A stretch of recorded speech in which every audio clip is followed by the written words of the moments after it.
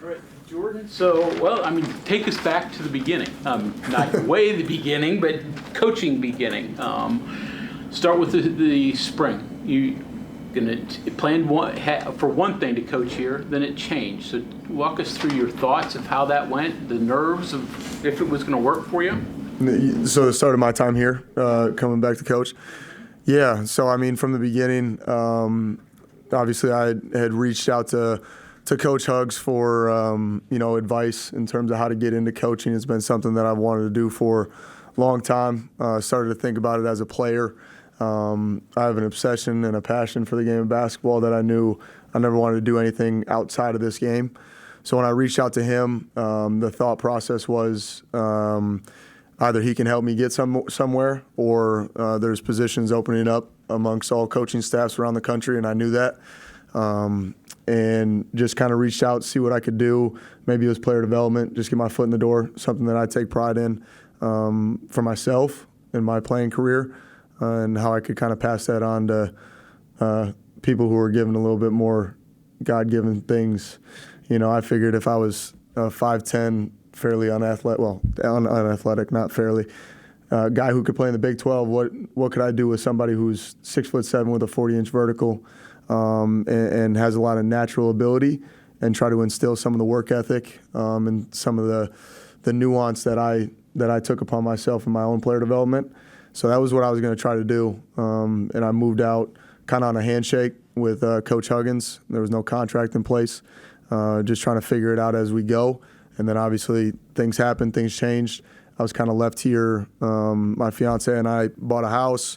We were in Morgantown and not sure if I'd have a job in Morgantown. So had to adjust on the fly and kind of get your feet wet in the coaching world, which is always changing very quickly. So it was a eventful time for me, nerve-wracking at times, chaotic for sure.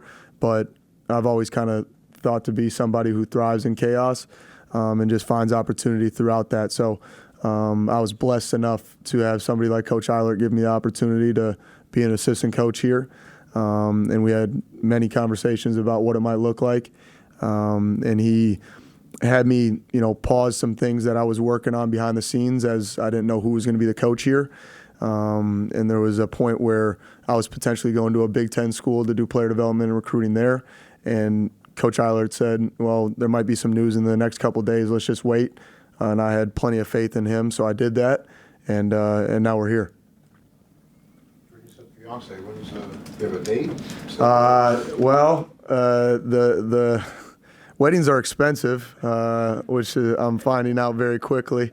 So I told her we may need to wait a little longer in terms of doing what she wants to do. So we'll see. May 2025 is kind of our target date right now. Give ourselves a good year and a half. And be kind of settled more at that time.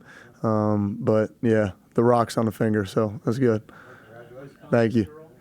She's a West Virginia girl. Oh, yeah, she's from Weirton. Okay. Yep. So now you're into the coaching. You wanted to do it. Is it what you thought? Different than what you thought?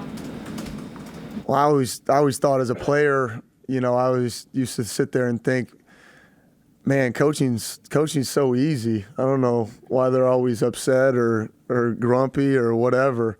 And now I see the flip side of that, and you realize, well, as a player, you have to worry about yourself, and that's pretty much it. Make sure you're doing your job well. Point guards is a little different. I don't want Kirk Kese to think he's just got to think about himself. He's got to think about everybody else. But that's what a coach does. He's got to think about all the moving pieces within an organization and within a team. And every decision affects every one of our guys right down the roster. So that's an adjustment for me, trying to think that way. I like to think I did that when I was a player, especially when I wasn't getting time, trying to take the focus off of myself and trying to still help us win, even if not on the floor as much as I'd like to be. So I think that's going to be a huge help for me in this adjustment as a coach. So that's been probably the biggest learning curve, and I don't think I realized the time that's required and spent inside the office. We get here at 6 a.m., get a lift in, and then we don't leave until the sun goes down typically, which is an adjustment for Olivia, my aforementioned fiance. So we're both getting used to it. But I tell her every day, and she asks me a lot, how do you feel? You think you made the right decision? Because thought about going to play overseas and trying to climb that ladder. Every day I tell her and anybody else who asks, best decision I've ever made in my life was getting into coaching.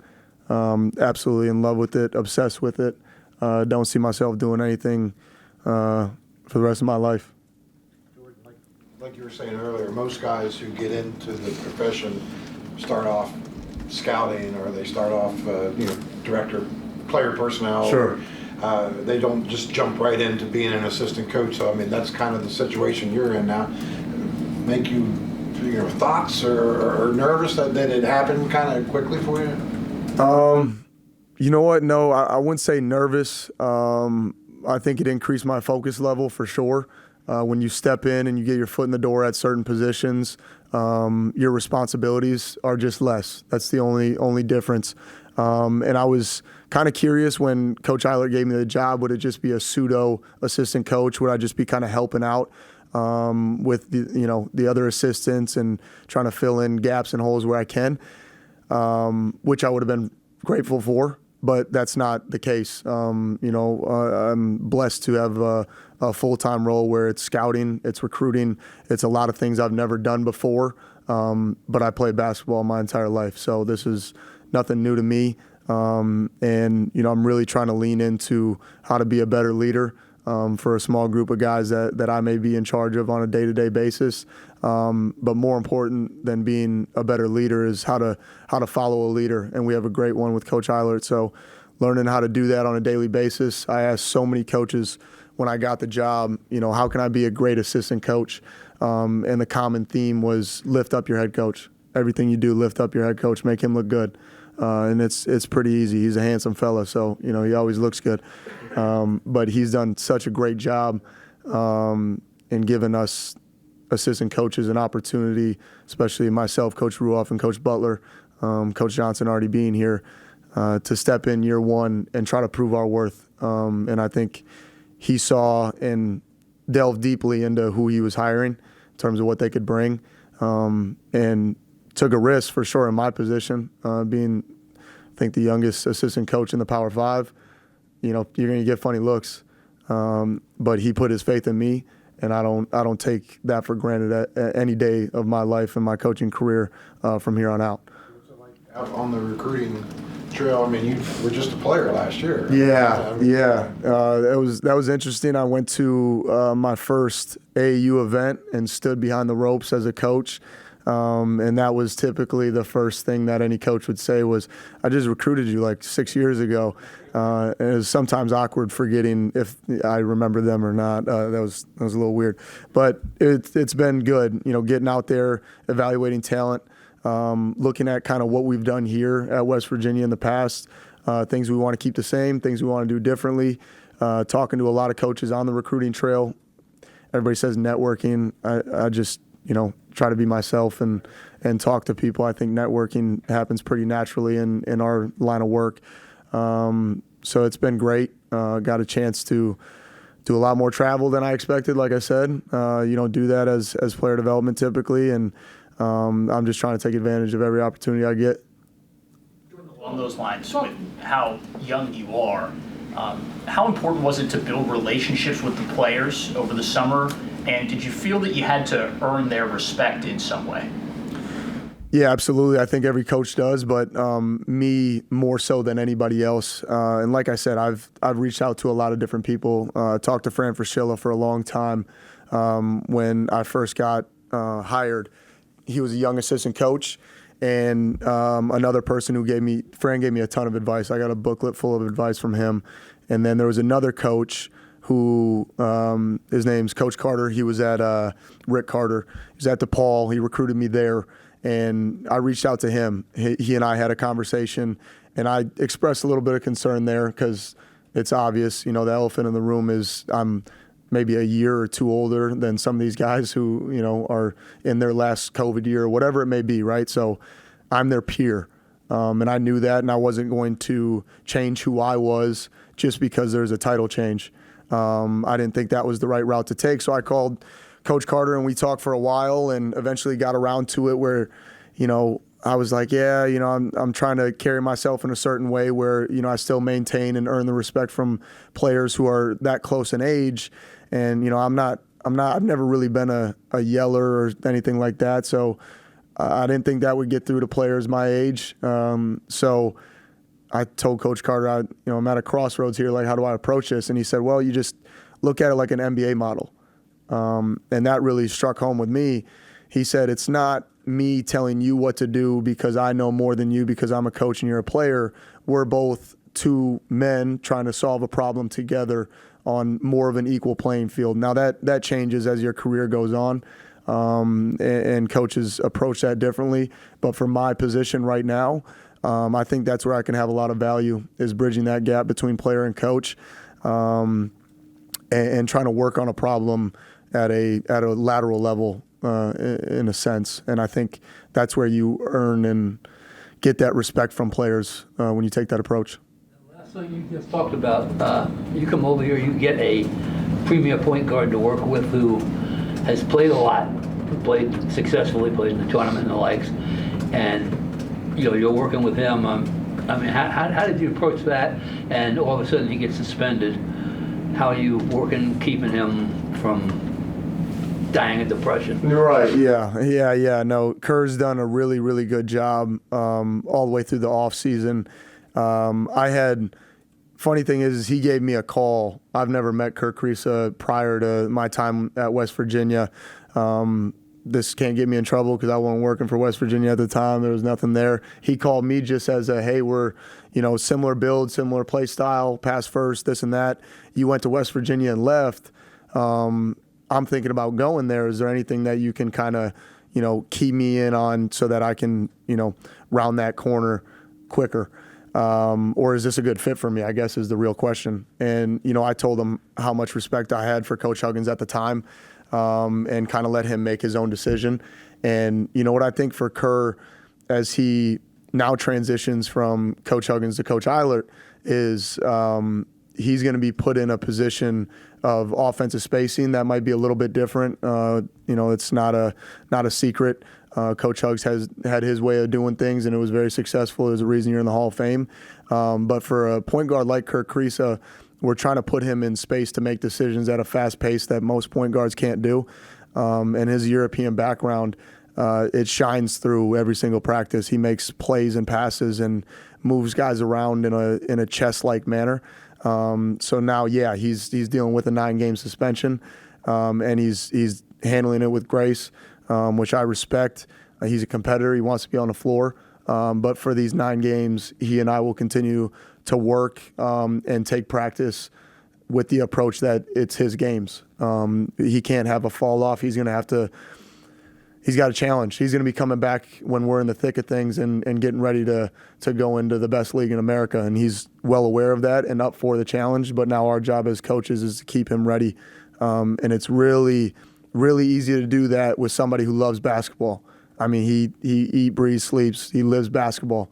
And it's such a joy to be around. And it's a lot of fun watching how he does it. He does it differently than I do it a little bit. As much as he loves it, he and I have a different approach. He got more of that, I'll just walk out here and just do it.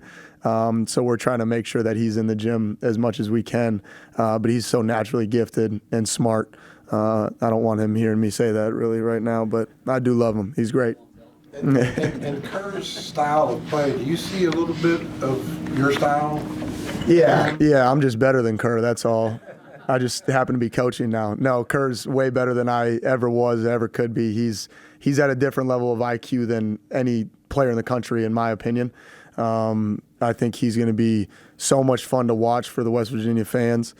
And he's really stepped up as a leader, too.